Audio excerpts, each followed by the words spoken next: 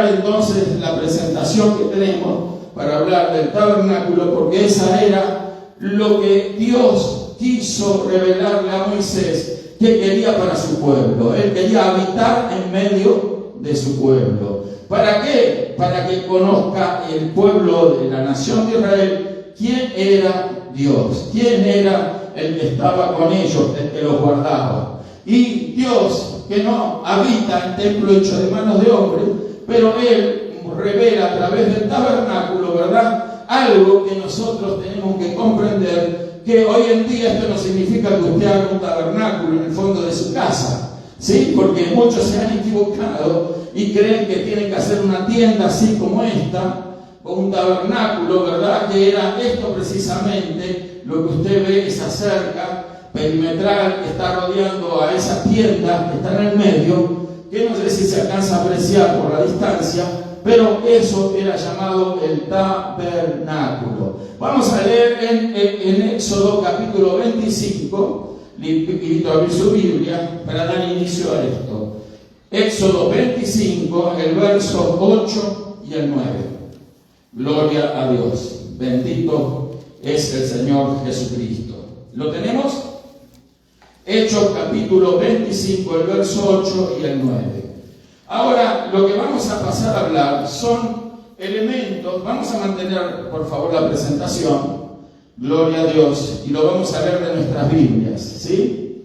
Gloria a Dios. Entonces, vamos a leer de nuestra Biblia. Si usted viene al estudio, supongo que usted trajo una Biblia, ¿verdad? Esto es muy importante. Cada quien debemos de traer una espada, ¿sí?, que es la espada del Espíritu. Si usted no trajo la espada del Espíritu, entonces usted es un creyente un poco devenido a menos, desarmado, ¿sí?, deshabilitado. ¿Por qué? Porque el verdadero cristiano carga una espada. Amén. Amén. Amén. Gloria a Dios. Si usted no la trajo, bueno, la voy a traer la próxima vez. Gloria a Dios. Bueno, entonces, el tema es este.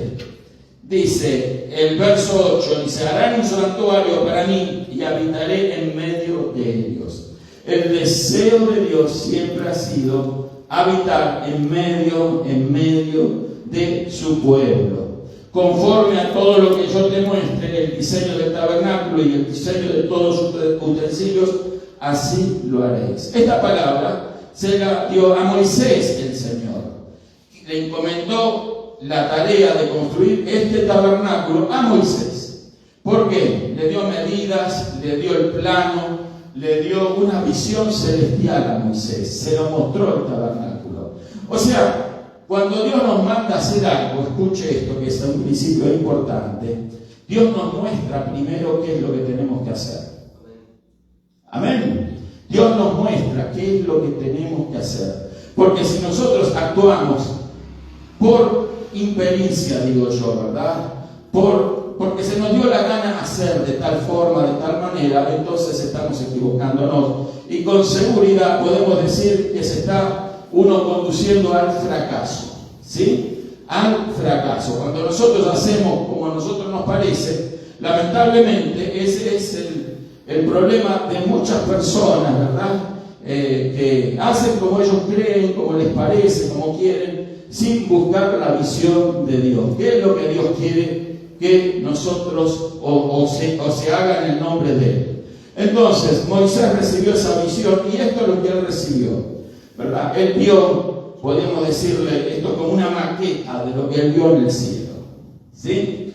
O sea, en el cielo él vio un santuario celestial. Diga conmigo, santuario celestial. Algo semejante, parecido a esto, hay en el cielo. Más parecido es luego el templo que se construyó, el templo que construyó Salomón, ¿verdad? Es más parecido en el cielo, pero siempre una maqueta. Sí, sabemos lo que es una maqueta, ¿verdad? Una maqueta es una muestra en pequeño de algo que se va a construir en grande. Amén. Entonces ahí Dios le muestra a Moisés algo que Moisés tenía que construir aquí en la tierra. ¿Por qué? Porque Dios iba a habitar en medio de su pueblo. El tabernáculo es el área, ¿verdad?, que está allí demarcada por esa cerca, vamos a llamar, Eso era el atrio, lo exterior, lo que no tenía techo, y el tabernáculo en sí era esa tienda en el medio. Distintas cosas que vamos a mencionar, por supuesto, no lo podemos mencionar en profundidad por razón de tiempo. Analizar cada una de estas cosas nos llevaría una reunión de estudio, por seguro. Pero para que tengamos nosotros un entendimiento general, podemos decir de que de una manera simple y clara, esto nos habla de Cristo. ¿De qué nos habla el tabernáculo? De Cristo. Cada una de las cosas que están aquí diseñadas y así están hablando del Señor Jesús.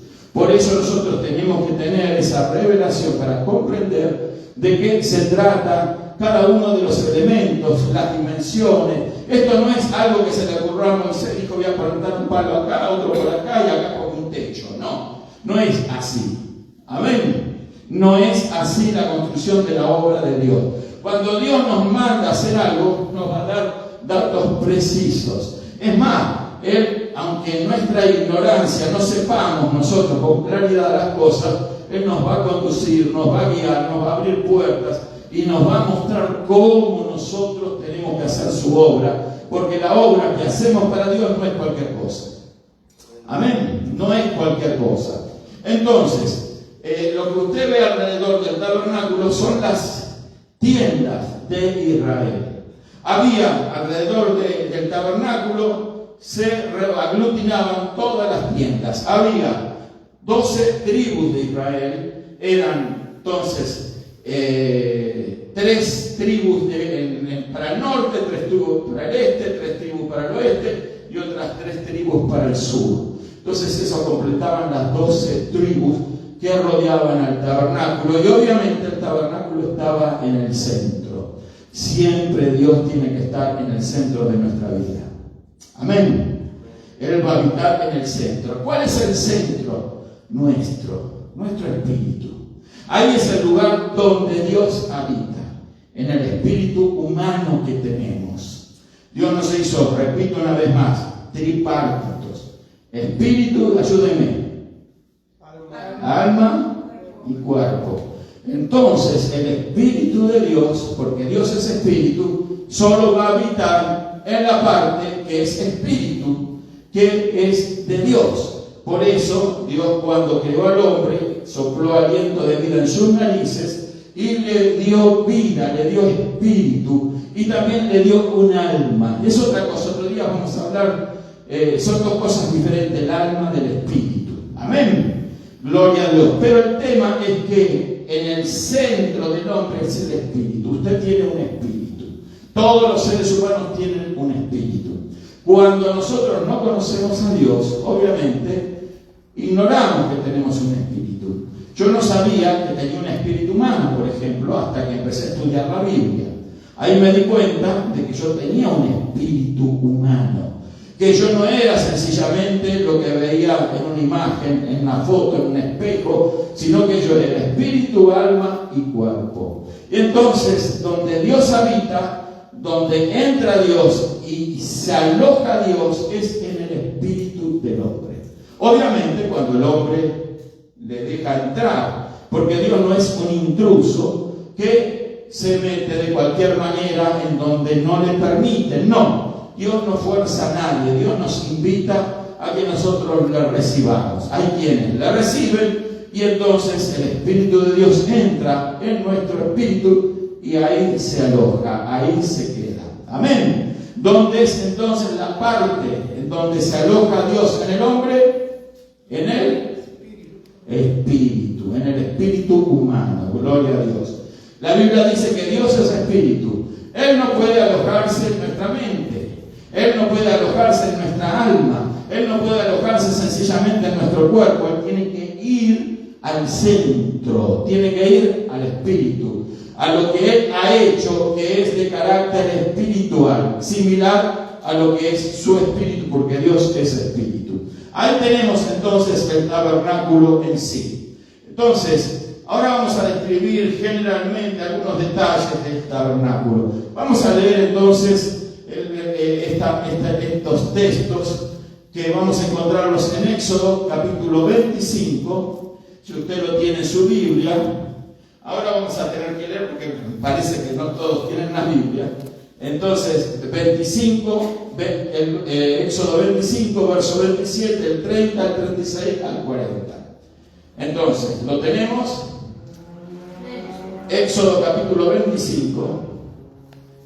Volvemos para atrás para ver los textos que dice allí. Lo tienes ahí en la presentación. ¿Sí? Éxodo, vamos a ponerlo en el ESWord. Gloria a Dios, pero vamos a ponerlo en el ESWord para leer Éxodo 25, 20, o vamos a leerlo de acá, Éxodo 25, verso 27, ¿sí? Éxodo 25, vamos a volverlo ahí, verso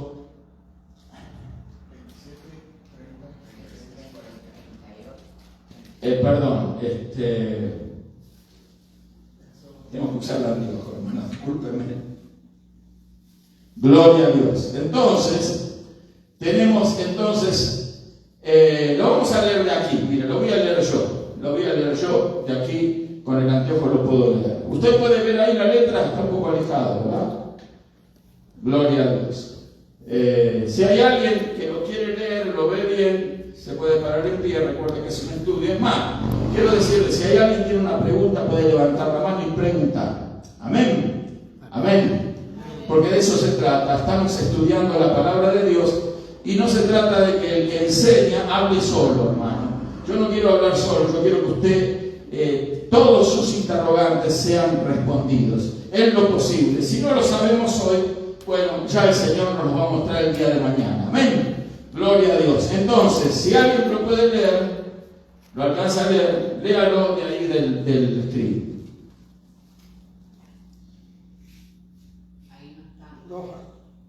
Bueno, vamos a leer. Fue construido por mandato de Dios a Moisés en el monte Sinaí, en el año 1330 a.C. aproximadamente. Era una tienda rectangular apoyada por un armazón de madera recubierta de telas y pieles de animales. Era portátil, o sea que era transportable. Amén. Entonces, y correspondía a los levitas plantarla, levantarla y transportarla. Me voy a detener aquí. Los levitas eran de la tribu de Leví. Era una de la tribu sacerdotal, ¿verdad? No cualquiera podía ir a agarrar el tabernáculo y decir, bueno, vamos, voy a agarrar yo y saco esto. No. Había personas designadas para hacer tal tarea. Amén. No es en la obra de Dios que cada quien hace lo que le parece y que tiene que hacer. No, hay tareas que se designan. Entonces allí los levitas tenían que plantar esa tienda, la podían levantar y la tenían que transportar. Eran ellos y nada más que ellos. No podía venir de la tribu de Isaacar, o de la tribu de Judá, o de la tribu de Benjamín, o de otra de las tribus a hacer el trabajo que le correspondía a los levitas. Amén. Amén. Amén. Gloria a Dios. Así es la obra de Dios. Cada quien tiene designada una tarea, ¿verdad? Así debe de ser. Entonces, el tabernáculo era un espacio cuadrilongo o un cuadrilátero, sería más correcto decir. Dice, de 30 codos de largo, serían unos 13 metros y medio, y 10 de ancho, y de una altura de 4 metros y medio. Era alto, ¿verdad? Quizás era más alto que este salón, que debe andar por ahí, 4 metros, y bueno, una cosa así. Era algo más alto que esto probablemente. Dice, estaba dividido en 2 aposentos. Ahora vamos a analizar en el próximo script lo que era el aposento, los 2 aposentos. El aposento más chico de 10 codos, 4 metros y medio, era el lugar santísimo, donde solo podría entrar el sumo sacerdote una vez al año, en el día de la expiación o purificación. Me voy a detener un instante allí. Israel tenía que celebrar 7 fiestas anuales. La primera fiesta que se celebraba era la fiesta de la Pascua. En el 14 día del mes primero del calendario hebreo, que era el mes de Nisan o mes de Abril, allí entonces Israel tenía que sacrificar un cordero, como nosotros oímos de las Escrituras. ¿Por qué lo tenía que hacer? Porque recordaba la liberación que Dios había hecho con ellos de la esclavitud en la tierra de Egipto. Y tenían que sacrificar ese cordero y tenían que comerlo ese cordero. Y lo comían con panes sin levadura y con hierbas amargas. Bueno, pero ahora, entonces, esa era la primera de las fiestas. Luego estaba la fiesta del Pentecostés, que era 50 días después. Precisamente la palabra Pentecostés significa eso, penta 5 en griego, y entonces era la fiesta después de los 50 días. Y luego venía la fiesta de las semanas. En fin, había 7 fiestas, y había un día que era en el mes séptimo, el primer día del mes séptimo, entonces donde se celebraba la fiesta que era el día de la expiación. En ese día, que sería más o menos septiembre nuestro, un ejemplo más o menos, es diferente el calendario hebreo que el que nosotros tenemos. Entonces, en ese día se celebraba la fiesta, el día de la expiación. Era un día de ayuno, el día donde el sumo sacerdote entraba en ese único día al lugar santísimo. ¿Para qué? Para hacer expiación por todos los pecados del pueblo y para purificar o limpiar ese lugar. Después vamos a hablar, si podemos, de eso, de ese acto, donde el sumo sacerdote, entonces, una vez al año, en el día de la expiación o purificación, entraba a hacer esa tarea. El aposento grande de 20 codos, 9 metros aproximadamente, era el lugar santo y se empleaba para el culto diario. La descripción completa se encuentra en Éxodo, el verso 25, 27, 30, 34, 36 al 40. Vamos a pasar al próximo escrito. Gloria a Dios. Aquí lo tenemos, no sé si se alcanza a ver, están con las medidas. Usted va a ver ahí ese rectángulo en bordes negros. Eso es el tabernáculo completo, ¿sí? Las áreas que están azuladas son las áreas que tenían distintas. Lo que vemos aquí es el tabernáculo en sí: 30 codos de largo por 10 codos de ancho, ¿sí? 50 codos era el lugar del atrio. Todo esto de afuera se llamaba el atrio. Entonces Israel hacía esto todos los días del año, ¿sí? Todos los días del año. ¿Qué hacía? Estaba la entrada aquí, al atrio, este era el atrio, no sé si se alcanza a ver aquí, y se entraba por aquí, estaba la puerta del atrio. Lo primero que encontraba, mientras pasaba en la puerta, encontraba un altar del sacrificio. O sea, que para nosotros acceder a Dios tenemos que hacerlo a través de un sacrificio. Amén. Lo primero, cualquier persona que quiera acercarse a Dios tiene que entrar a través de un sacrificio. Hoy en día nosotros no sacrificamos animalitos como traían los israelitas de aquella época. Nosotros entramos por fe en un sacrificio que ya no es un animalito, sino que fue nuestro Señor Jesucristo, el Cordero de Dios que quita el pecado del mundo. Amén. Entonces, aquí se hacía un sacrificio, pero a los costados, entonces, antes de sacrificar el animalito que cada israelita traía, ¿sí? Que podía ser un cordero, podía ser, si no tenía dinero para comprar un cordero, podía ser una paloma, un palomino, ¿sí? Entonces, pero tenía que ser traído y presentado a los sacerdotes que ministraban en este lugar del atrio, afuera del tabernáculo en sí, ¿sí? Entonces, cuando entraba un israelita, entonces lo que hacía era entrar con su animalito. Fíjese que ahí no proveían el animalito, ¿sí? No había corderitos ahí, bueno, agarra el que le guste, no, ahí había que comprarlo afuera, ¿sí? Un cordero, había que comprar un cordero perfecto, que no tuviera enfermedad, que no tuviera herida, que no tuviera defectos, ¿sí? Y se vendían fuera del tabernáculo. También, si no tenía para el cordero, entonces compraba un palomino. ¿Para qué un palomino o una paloma? ¿Para qué? Para traerlo ahí adentro, y entonces el israelita que entraba con ese animalito, ¿verdad?, ponía la mano en la cabeza. delante del sacerdote que estaba ministrando. Hacía algo que es bien importante y de que hoy en día muy pocas personas, ¿verdad?, creyentes, saben lo que realmente sucedía en ese momento. Lo que hacía cuando se ponía la mano, por eso hay una doctrina de imposición de manos, que los apóstoles conocían en detalle, ¿sí? Porque por eso perseveraban los apóstoles en la doctrina de los apóstoles, y esta era una de las doctrinas importantes de los apóstoles, imponer la mano. La imposición de manos no era un capricho más, una forma de orar que a alguien se le ocurrió, no. La imposición de manos se hacía por revelación divina. ¿Qué quiere decir eso? Que Dios les había mostrado a los israelitas cómo se transferían los pecados. ¿Amén? Cómo el pecado que traía una persona era transferido a alguien, en este caso a esa víctima inocente que era el animalito. ¿Me explico, hermano? Entonces, el israelita ponía las manos sobre la cabeza del cordero, por ejemplo, y confesaba los pecados. Confesaba los pecados. El sacerdote estaba presente y él confesaba los pecados a Dios, obviamente, no al sacerdote, porque el que peca no peca contra el sacerdote, ni peca contra el pastor, no, peca contra Dios. Amén. Peca contra Dios. Hay una gran diferencia, ¿sí? Porque hay personas que dicen, bueno, Dios me va a perdonar.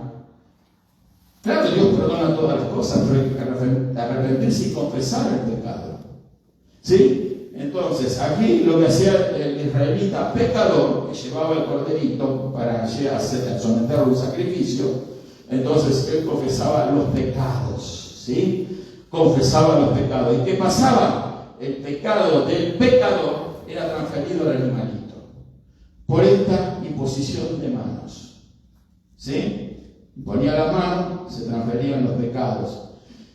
¿En dónde se trae el pecado? Usted me dice, ¿dónde se aloja el pecado? No lo dice la Escritura, ¿sí? Pero esto también se obtiene por revelación. El pecado se aloja, ¿sí?, en nosotros, los seres humanos, en nuestra alma. Nuestra alma, ¿sabe lo que es el alma? Es el corazón del hombre. Por eso la Escritura dice, engañoso es el corazón más que todas las cosas. ¿Quién lo conocerá sino solo Dios? O sea, nuestro engañoso corazón es el que aloja el pecado. Pero fíjese un detalle. El corazón es un músculo de carne que bombea sangre para que llegue a todo el cuerpo, ¿sí? Entonces nuestra alma en realidad es precisamente representada en ese sistema circulatorio donde ese muy engañoso corazón bombea el agua. Estoy hablando en términos espirituales. Ahora no quiere decir que su corazón sea malo o esté dañado o sea defectuoso, no. Usted puede tener el mejor de los corazones, ¿verdad? De los corazones humanos, puede tener un corazón sano, perfecto, pero si tiene pecado es engañoso. Amén. Entonces, allí se aloja el pecado. Y el pecado está en el sistema circulatorio, por llamarlo así, nuestro. Por eso hay que derramar sangre. Amén. Para que nos vayamos ubicando qué era lo que pasaba en ese lugar. Entonces, al poner la mano sobre el animalito, entonces se transfería el pecado del israelita sobre el animalito que iba a ser sacrificado. Una vez que se transfería ese pecado, el sacerdote hacía una oración y tomaba el animalito y la llevaba al altar, este que está acá delante de todo, ¿sí? ¿Y qué hacía? En el altar sacrificaba el animalito, ¿sí? Le cortaba el cuello y recogían esa sangre en un lebrillo, en un recipiente, una vasija, ¿sí? ¿Por qué? Porque ahí estaba, ¿qué? A ver si me ayudan. El pecado.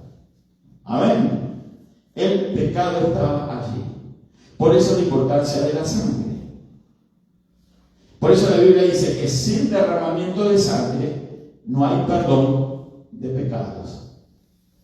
Amén. Entonces, para que el pecado fuese perdonado o limpiado, tenía que haber derramamientos de sangre, que fue lo que el Señor Jesús hizo. Jesús es el Cordero de Dios que quita el pecado del mundo. Él fue ofrecido en sacrificio por nosotros. ¿Sí? Él fue cargando todos nuestros pecados, así como aquel corderito cargaba los pecados de aquel israelita que confesaba sobre ese animalito su pecado. El Señor Jesús en la cruz cargó con los pecados de todos nosotros. Amén. Le fueron impuestos mis pecados, sus pecados, los de todos los que necesitan ser sus pecados perdonados. Recordemos que para que un pecado sea perdonado tiene que ser confesado, y para ser confesado tiene que haber arrepentimiento de pecado. Algo que se escucha poco hoy en día. ¿Se dio cuenta? La gente no habla de arrepentirse de los pecados. La gente miente, roba, la gente engaña, la gente hace cosas en contra de la dirección de Dios. Y no me estoy refiriendo a la gente que no conoce a Dios, me estoy refiriendo a gente cristiana, ¿verdad? Que comete pecados. Todos los seres humanos cometemos pecados de alguna manera, pero el gran problema está en no confesarlos y no arrepentirnos de nuestros pecados. Por eso el apóstol Juan dijo que si alguien dice que no tiene pecado es mentiroso, porque todos tenemos algún tipo de pecado, ¿sí? Pero la solución está en confesar nuestros pecados, arrepentirnos, y dice la Escritura, la sangre de Jesús nos limpia de todo pecado. ¿Por qué la sangre de Jesús? La sangre de Jesús que fue derramada en la cruz. Pero cuando la sangre de Jesús fue derramada en la cruz, esa sangre ya cargaba todos nuestros pecados. ¿Me estoy explicando? Porque Él lo había recibido, todos nuestros pecados. Cuando Él fue crucificado, Dios, en ese tiempo que Él estaba crucificado, dice la Escritura, creo que hablamos algo de eso, se hicieron tinieblas sobre la tierra. Creo que hablamos en la época de Pascua. Se hizo tinieblas por 3 horas. Oscuridad total. ¿Qué significaba eso? Tenía un sentido muy profundo. Entonces, el sentido profundo era que en ese tiempo, donde había oscuridad total, es donde los pecados nuestros fueron puestos sobre el Señor Jesús. Fíjese usted un detalle, no solamente los pecados de los judíos que lo condenaron, los míos, los suyos también. ¿Se da cuenta? Eso sucedió hace 2000 años atrás aproximadamente. Algo menos, ¿sí? Pero sin embargo, ahí es donde fueron limpios nuestros pecados. ¿Cómo sabía Dios eso? ¿Cuáles iban a ser nuestros pecados? ¿Es que puede haber algo que se oculte de Dios? ¿Puede haber algo que Dios desconozca? Absolutamente nada. Dios conoce todas las cosas, conoce pasado, presente y futuro. ¿Por qué? Porque tenemos un Dios eterno. Amén. Entonces, nuestro Dios conoce al dedillo, al detalle, nuestro pasado, nuestro presente, nuestro futuro. Él sabe todavía los pecados que vamos a cometer hasta que nos partamos de esta vida, ya sea que nos lleve el Señor o nos toque ser sepultados. Amén. ¿Sí? Ahora el tema es que Dios tiene siempre la provisión para nuestros problemas. ¿Se acuerdan cuando yo les digo que siempre que hay un problema es porque si existe un problema es porque hay una solución? No le digo de balde eso, porque el problema más grave que tiene el ser humano es el pecado, hermano. El pecado es lo más grave que el ser humano tiene. Y Dios ya proveyó para esa necesidad del ser humano. No es que Dios dejó y dijo, voy a ver que cuando llegue ese momento en que Carlos peque, voy a ver cómo le hago. No. Él ya lo tiene preparado desde antes de la fundación del mundo. El Cordero de Dios para eso ha sido preparado. ¿Me explico? Dios, nadie lo sorprende. Dios ya tiene respuesta. Dios ya tiene la solución a todo. Por eso, amiga, amigo, si tú estás sufriendo las consecuencias de una vida alejada de Dios, obviamente en pecado, yo quiero decirte que hay solución para ese problema. Dios tiene la solución. La solución es la sangre del Señor Jesucristo. Dios proveyó solución a tu problema, a tu sufrimiento, a tu dolor, a tu enfermedad. Dios tiene ya la solución. ¿No causa alegría eso? Saber que tenemos un problema pero que ya está resuelto. Si a veces nos ahogamos con un vaso de agua, hermano, ¿sí o no? Viene un problemita y ¡uy! ¿Qué hacemos ahora? ¿Cómo soluciona esto? Dios ya tiene toda la solución. Nosotros nos ahogamos en un vaso de agua, pero Dios nunca. Amén. Tú quizás estás sufriendo incertidumbre, no sabes cómo le vas a hacer, que aquí cómo vas a pagar, cómo te vas a sanar, qué vas a hacer aquí el día de mañana, qué va a suceder. Hay gente que tiene miedo, temor al futuro. Viven con temor. El hijo o la hija de Dios, con fe, no sienten miedo, no siente temor, porque sabe que su vida está en las manos del Señor. Y si estamos en las manos del Señor, estamos en las mejores manos, porque Él ya tiene suficiencia para todas nuestras necesidades. Más que suficiencia, más que lo que nosotros necesitamos, ya Él nos proveyó. ¿Lo creen? Tenemos que creerlo así, hermanos. Porque si no creemos así, entonces estamos, no digo perdidos, porque perdido es un término bastante, ¿verdad?, duro, semi-perdido diría. Hasta que entremos en el rumbo que Dios quiere. Y el rumbo que Dios quiere es que aprendamos la Escritura, que conozcamos estas cosas, que tengamos seguridad, que sepamos que somos hijas e hijos de Dios, que sepamos que cuando murió Jesús en la cruz, todos nuestros pecados fueron perdonados. ¿O no? Amén. Pasados, presentes y futuros. Dios tiene solución para todo. El verdadero Hijo de Dios se va a gozar y se va a alegrar de eso. ¿Sí? Pero el que está en incertidumbre, el que está agobiado, angustiado por el pecado, es porque todavía no ha conocido verdaderamente a Dios. No sabe lo todopoderoso que es Dios. No conoce a Dios realmente. O conoce muy poco, como Job, que dijo: de oída yo te había oído, pero ahora mis ojos te ven, ahora sé quién eres. Amén. Así pasa con muchos creyentes. Le dicen: Dios te salva, pero no le explican más nada que eso.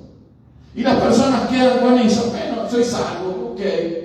Y después no saben que tienen que vivir para Dios. Y viven la vida que se les ocurre vivir. ¿Por qué? Porque no están bien enseñados. ¿Me explico? Porque no se les ha transmitido la doctrina de Dios. No estoy hablando de sana doctrina, estoy hablando de la doctrina de Dios. La doctrina de Dios es quién es Dios y qué ha hecho Dios por nosotros, que eso es lo más importante. Porque el que desconoce quién es Dios, desconoce todo, hermano. Hay personas que agarran un pedacito de Dios y ahí creen eso y dicen: esto, así es el Evangelio. No es el Evangelio eso solo. El Evangelio es Dios. El Evangelio es buena nueva y Dios es un mensaje de buena nueva. Dios es salvación. Dios, es el Todopoderoso que está en medio nuestro, está dentro nuestro. Amén. Dios está en usted, mi hermano. Entonces, tenemos que aprender a conocerlo, aquel que cargamos. Yo no cargo a Dios en una medalla, en una cruz. No lo cargo en un talismán. ¿Sí? Porque hay gente que cree en esas cosas y dice: bueno, yo tengo una cruz, aquí llevo a Dios. No, a Dios se lo carga adentro, en el espíritu. Amén. ¿Por qué? El que carga una cruz, quiere decir que él es cristiano, pero el verdadero cristiano No intenta decirle a nadie que es cristiano, él lo demuestra con cada acto hecho de su vida. ¿Me explico? Yo no tengo que andar por la calle diciendo, mírenme, yo soy un cristiano. Si tengo que dar un testimonio, lo voy a dar.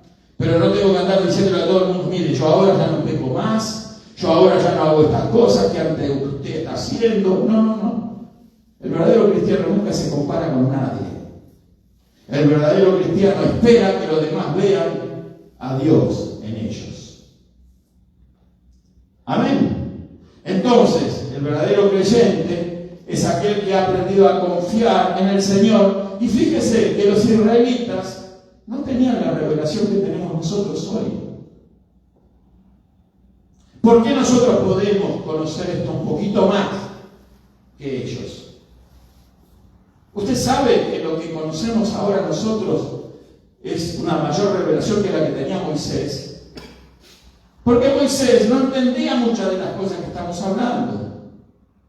Moisés sabe lo que era obediente. Dios le dijo, haz el tabernáculo así. Y él lo hizo. Hay que ver si nosotros nos decían en ese entonces, haz el tabernáculo así. ¿Y por qué? ¿Y por qué lo otro? ¿Y para qué aquí? ¿Y para aquí?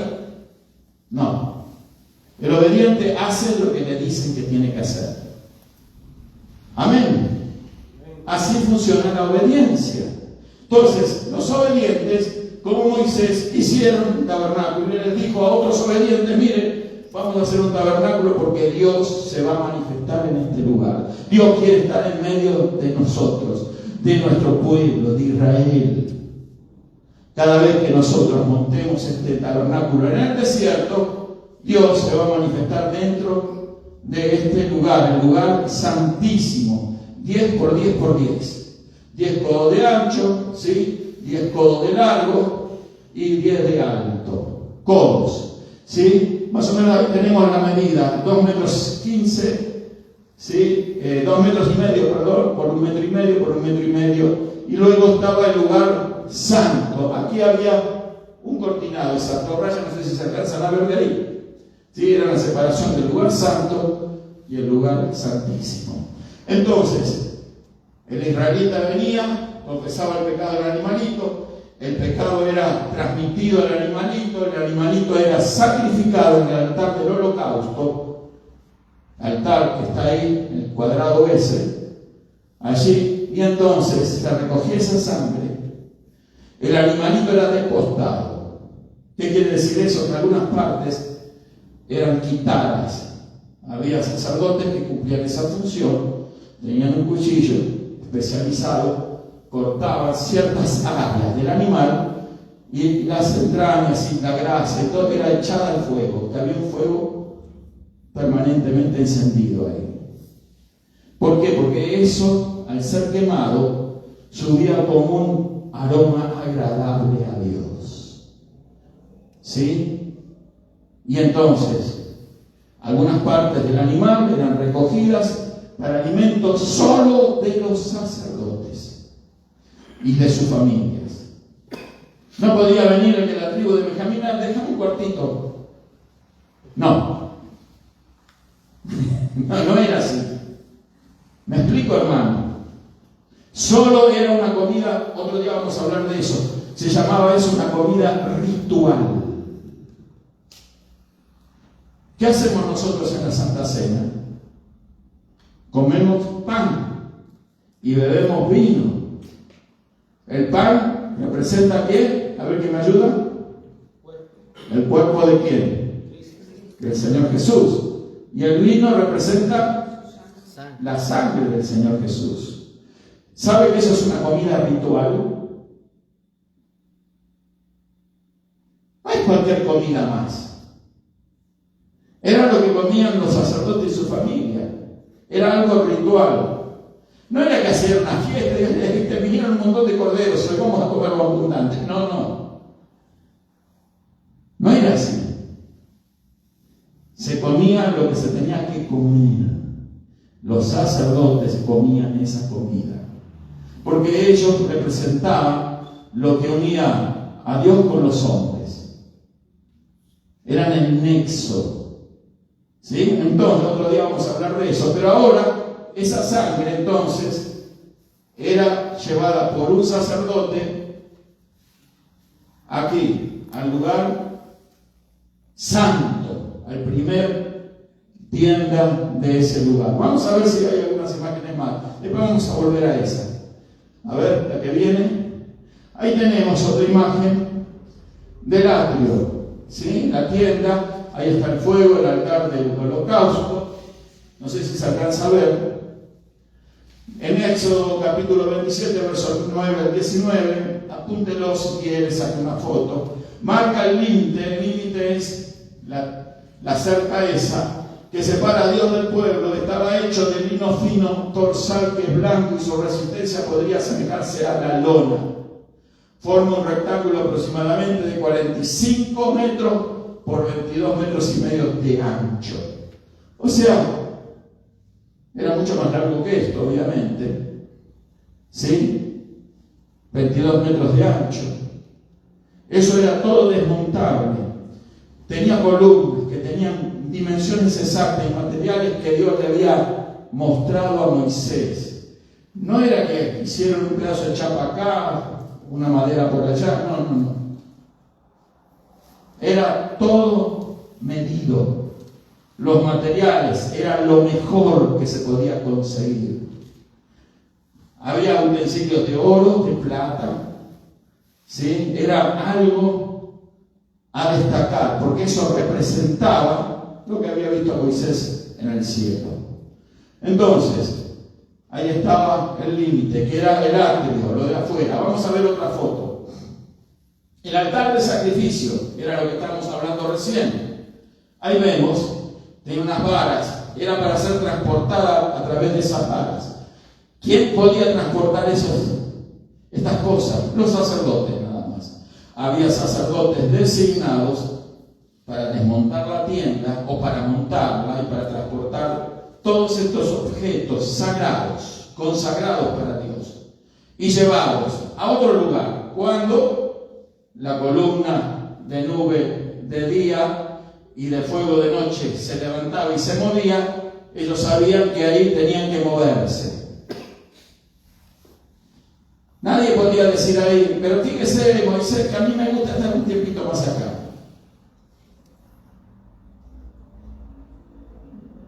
Moisés no escuchaba esas cosas, porque el único que escuchaba a Moisés era Dios. Me estoy explicando, hermano. Moisés escuchaba a Dios. Y si alguien decía, no está bonito acá, yo no sé qué le podía gustar del desierto, ¿no?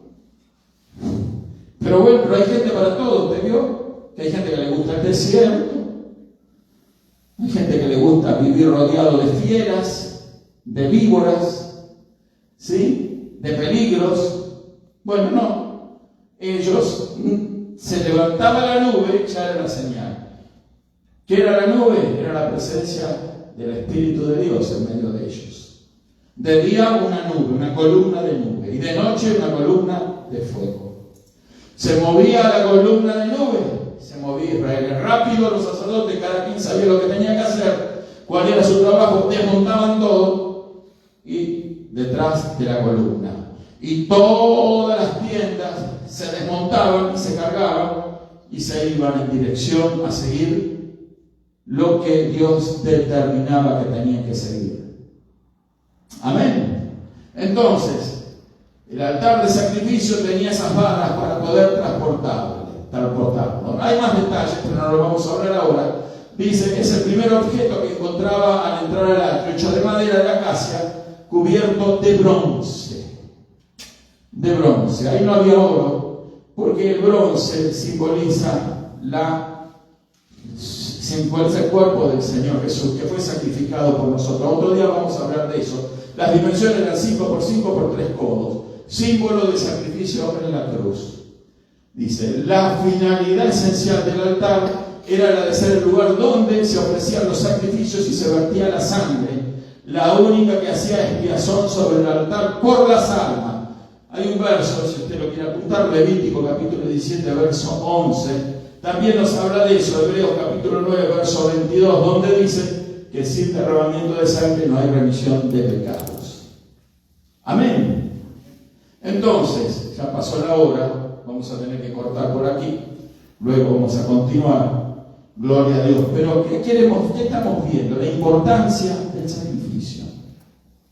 Después vamos a ver lo que pasa dentro del lugar santo, donde la sangre era transportada. ¿Para qué? ¿Qué significa? Y cómo nosotros compatibilizamos hoy en día con eso que se hacía en el antiguo Israel. Sabíamos nosotros que teníamos que creer en un sacrificio. Bueno, yo no lo sabía hasta que conocí al Señor Jesús. Yo conocí a un Salvador. Luego me di cuenta, porque la Escritura me lo muestra, que ese Salvador es rey. Yo no conocí un rey primero, yo conocí un Salvador. Los pecadores conocemos un Salvador primero. Ese es el Evangelio que tenemos que predicar. A la gente nosotros les tenemos que decir que necesitan salvación. Usted vio qué distinto que es lo que se predica en muchas iglesias, muchos lugares, en donde a la gente se les dice y se les enseña: ustedes tienen que ser prósperos, ustedes tienen que ganar mucho dinero, ustedes tienen que salir adelante en la vida. Claro que eso viene después. Amén. Pero primero tiene que venir ¿qué? La salvación. Porque la salvación de nuestras almas es lo más importante, hermano. ¿De qué nos sirve a nosotros tener cuentas bancarias, tener propiedades, tener carros del año, tener mucha riqueza, tener muchas joyas, oro acumulado, etcétera, etcétera, bonos, acciones? ¿Sí? Porque hay gente que confía en esas cosas. Bonos, acciones, bitcoins. Hoy en día se invierte mucho dinero en esas cosas. Una vez alguien me dijo: no, yo tengo tantos bitcoins. Ah, qué bueno. Y si te morís mañana, ¿dónde van a parar? Sí. Ni la familia puede saber que tiene bitcoin él. ¿Quién los aprovecha, los bitcoins? ¿Sí me explico? Entonces, pero hay la ignorancia, ¿verdad? Pobrecitos. Yo tengo tanta riqueza, yo tengo aquí, tengo casa allá, tengo aquí. No, yo tengo mi país, hermano, yo estoy asegurado. ¿Está asegurado? ¿Qué está asegurado? ¿Qué tiene seguro? Acá en la tierra no hay nada seguro. ¿Quién tiene seguridad acá en la tierra? El único seguro que tenemos nosotros es Cristo, hermano. Eso es lo único seguro que tenemos. Entonces, salvación en primer lugar. Es lo que tenemos que predicar. A la gente que hablarle de que necesitan salvación, que necesitan a un Salvador. Ese es el único Salvador que es Jesucristo. Lo único que habla de un Salvador es la Biblia. Usted lee los escritos budistas, no habla de salvación. Son ciclos que se repiten por la eternidad, según ellos. Reencarnaciones tras reencarnación, y de esa manera ellos creen que van a purgar sus pecados. Lo mismo los Hare Krishnas, las doctrinas orientales, ¿sí? Doctrinas morales, Confucio, muchas doctrinas morales. El hombre, por más bien que se porta, nunca va a ser salvo. Tiene que ser salvo por la muerte de un Salvador que se llama Jesús. A partir de ahí, la salvación trae un cambio en la conducta, una transformación, una vida nueva, y comienza un cambio moral en las personas. Pero que nadie se haga la ilusión que una vez alguien me dijo: no, pero yo no peco. Y era un cristiano, y era un evangelista, y me lo tiró como que él era superior, ¿no? porque él andaba de corbata, de traje, cargaba una Biblia, y me dijo, yo soy un siervo de Dios. Ah, tú eres un siervo de Dios, por dentro no dije, escuché, lo dije. Yo soy un siervo, yo oro, yo ayudo. Oye, me acordé de los fariseos. Una persona que obra y que ayuda. Así. Estábamos en una radio cristiana. Estaba esperando mi turno y era el encargado de los controles. Está bien, no dije nada. Yo tengo un dicho, tiempo al tiempo. Tiempo al tiempo. El tiempo nos va a mostrar quién es quién. No dije nada. Pasó el tiempo. Un día, yo creo que no sé si lo conté acá eso. Un día voy a una tienda que era, ya no está más. Estaba en la calle, en la Eureka y la Técnica. Una tienda que vendía ropa, no sé si la llegó a conocer. Usted se cerró. Value City, ese. Entonces mi esposa iba a comprar ahí. Y yo le dije, bueno, andá, era verano, hacía un calor, hermano. Tenía una sello también ahí, ¿no? Y tenía parqueado mi carro en medio del sol y dije, no me voy a mover para una sombra que daba una pared cerca de la puerta de salida. Y entonces me quedé ahí esperándola a ella. Sorpresa de sorpresas. Salió un personaje que yo supe reconocer, ¿verdad?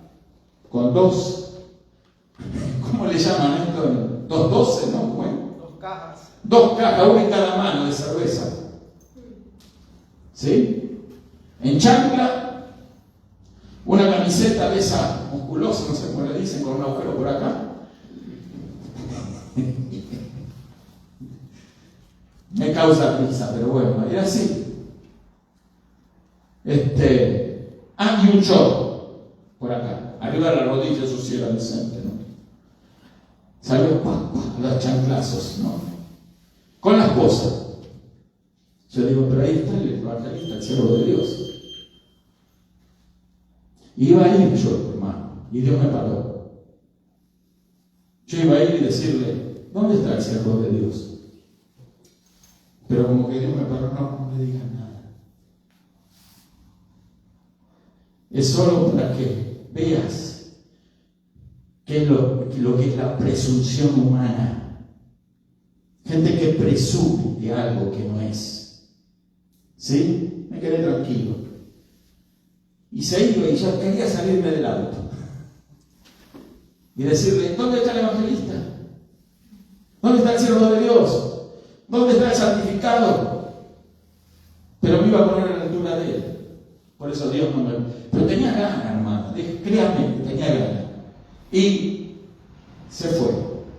Yo creo que él me vio, no estoy seguro de eso, pero como que los chanclazos iban más rápido. Bueno, se fue. No supe más nada de él, no sé. Me acuerdo el nombre, pero no lo voy a decir. La cuestión es que, porque hay que tener respeto por las personas, ¿verdad? Sea lo que sea, no que sea una porquería, pero hay que tenerle respeto. Pero el tema es que ahí vemos entonces lo que es la presunción. Gente que presume algo que no es. El verdadero creyente no presume, hermano. El verdadero creyente es como es. El verdadero creyente se muestra con sus virtudes y con sus errores. Mire que yo vengo a decirle acá que yo soy perfecto, don perfecto. Usted no lo va a creer. ¿Verdad que no? Porque seguro que más de una vez ha visto mis imperfecciones. Y yo he visto la de muchos también. Pero no por eso quiere decir que yo tengo que ir a machacarle como les podía haber hecho a ese hombre, ¿verdad? Pobre hombre. Machacarle sus errores en su cara. No, Dios no hace así. Llega el momento en que Dios da chance siempre. Dios siempre nos da una segunda oportunidad. Amén. Así Así que oremos los unos por los otros. Y el Señor me corrigió a mí en ese momento, dice, ora por él. Yo digo, Señor, pero por hay que orar por ellos.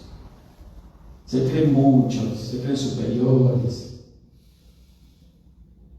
No son superiores, hermano. El único superior es Cristo Jesús. Amén. Así que ahí vemos nosotros la importancia de tener fe y confiar solo en el Señor. Usted no confíe en más nadie que en el Señor. No confíe en nadie, en lo absolutamente en nadie, solo en Cristo Jesús. Él no lo va a engañar nunca, no le va a mentir, Él no le va a fallar. Porque Él siempre quiere estar en nosotros, siempre quiere estar con nosotros. Amén. Por eso, esa era podríamos llamar una manifestación de Dios al pueblo de Israel. En donde Dios le mostró a Moisés la necesidad que tenía Israel de que Dios caminara con ellos. Nosotros tenemos esa misma necesidad. Pero lo glorioso es que ahora no camina Dios con nosotros en un tabernáculo que lo podemos hacer nosotros. Claro que sí. No, nosotros somos la vasija de Dios. Nosotros cargamos a Dios dentro. Donde usted camina, allí va Dios. Donde usted anda, ahí va Dios. Vamos a ponernos de pie. Amén. Vamos a seguir más adelante con esto. Gloria a Dios. La importancia de la fe. La fe. Creemos en Dios.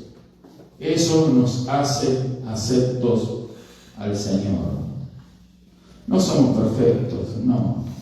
El único perfecto es el Señor. Pero sí tenemos el compromiso, la determinación de ir superándonos día tras día. Amén. Ser mejores creyentes, mejores cristianos. Alejarnos de la mentira, del engaño, de la simulación, de la falsedad. ¿Sí? Dios aborrece todas esas cosas. Todas esas cosas hacen que caminemos con cadenas, arrastrándolas. Y a veces tantas cadenas que hasta las mismas personas que no conocen a Dios están cargando. Y cuando hay creyentes que caminan con esas cadenas, hacen ruido. Hacen ruido. Otro día vamos a hablar de las campanitas que llevaba la vestidura del sacerdote, del sumo sacerdote, unas campanitas, hacían ruidito. Vamos a explicar por qué. Los grandes pecadores también cargan cadenas, arrastran. Y hay otros pecadores que son pecadores, vamos a llamarlo así, de iglesia. Hacen ruidillos también. Se los puede detectar, se les puede escuchar, se los puede oler. Claro que acá no hay ninguno. Yo digo por si quizás está viendo a alguien que sabe que su vida no está de acuerdo a los parámetros que Dios le ha dado o conoce. Pero actúa así porque actúa así. Vive así porque le parece que así son las cosas. Pero hay camino que al hombre le parecen derecho, dice la Escritura, pero su fin es camino de muerte.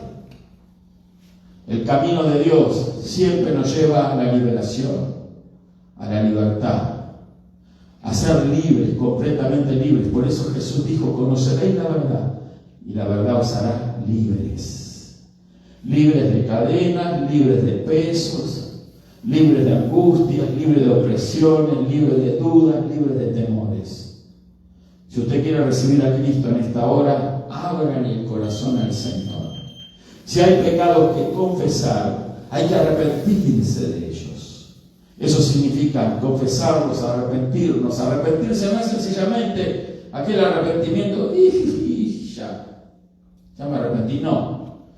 El verdadero arrepentimiento nos lleva a dolernos de los pecados. No nos tenemos que olvidar que Cristo los cargó. Y si nosotros seguimos pecando, lo que estamos haciendo es comprometiendo la labor de Cristo a nuestro favor. No hacernos responsables es muy grave. Y si usted sabe estas cosas, es hora de que se arrepienta. Confesemos los pecados, arrepintámonos de ellos, estemos a cuentas con Dios. Porque hay un solo mediador entre Dios y los hombres, Jesucristo hombre. No es un hombre al que tenemos que confesar los pecados, es a Dios. Amiga, amigo que estás escuchando, no confíes en la falsa religión. Confía en el Señor Jesucristo. Confía en Él porque Él va a perdonar tus pecados. No es el hombre que perdona pecados. El que perdona pecados es Dios. Es la sangre de Jesús la que nos limpia los pecados. Es el arrepentimiento que nos lleva a una vida de compromiso, una vida de responsabilidad con Dios. ¿Por qué? Porque el que verdaderamente se arrepiente no quiere volver a pecar. Se aleja del pecado. Ya no lo repite. Ya ahora no es como antes, que voy el domingo, pido perdón por los pecados, pero el otro domingo tengo que confesar los mismos. Qué triste, ¿no? Qué falsedad, qué hipocresía, qué mentira, qué engaño. Esa es la falsa religión. Vamos a orar. Si hay alguien que reciba a Cristo, que está viendo allí en esta hora, reciba el Espíritu de Cristo. Reciba al Señor Jesús. Vamos a orar. Padre, en el nombre de tu Hijo amado Jesús, te damos gracias, Señor, por tus misericordias. Gracias por tu presencia en cada uno de nosotros, Señor. Señor, te damos gracias también porque aquellos que ven, Señor, el video, también sienten, Señor, el impulso, sienten la inclinación a confesar los pecados, Señor, a determinarse a no pecar más, a arrepentirse de ellos, Señor, y a creer, confesando con sus labios que la sangre de Jesús los limpia de todo pecado. A creer que han nacido de nuevo, Señor, y que ahora pueden vivir para ti, Padre. En el nombre de Jesús te lo pedimos y te damos gracias por todo. Sana a los enfermos, Señor, liberta a los oprimidos por el diablo. En el nombre de Jesús desatamos a los oprimidos y los dejamos en libertad. Deshacemos las obras del diablo. Las rompemos, Señor, como tú viniste a hacer, a deshacer las obras del diablo. Y hacemos lo mismo nosotros ahora porque nos ha mandado a hacer eso. En el nombre de Jesucristo lo hacemos y creemos, confesamos que somos tu pueblo, somos tus hijos, somos tu iglesia. Gracias, Señor. Amén y amén. Gloria a Dios. Dios les bendiga a todos.